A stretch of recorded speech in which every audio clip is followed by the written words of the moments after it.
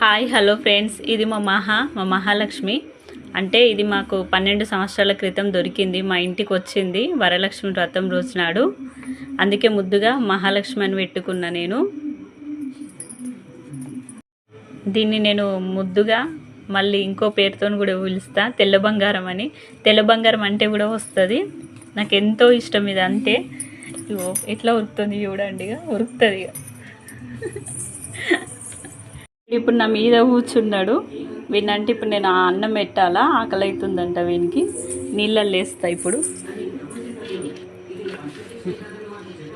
వింది అది వంటి టప్పు నేను ఓన్లీ సాయంత్రమే వేస్తా, పొద్దుంతా వేయ వీనికి రోజు పొద్దున్నే స్నానం చేపించి సాయంత్రం టైంలో నేను వేస్తా. వీని పొద్దుంతా వేయ. పొద్దున మొత్తం ఇల్లంతా తిరుగుతాడు వానికి ఇష్టం వచ్చినట్టు. సాయంత్రం టైంలో వేస్తా, అప్పుడు వానికి నచ్చింది ఇక పెట్టేస్తా.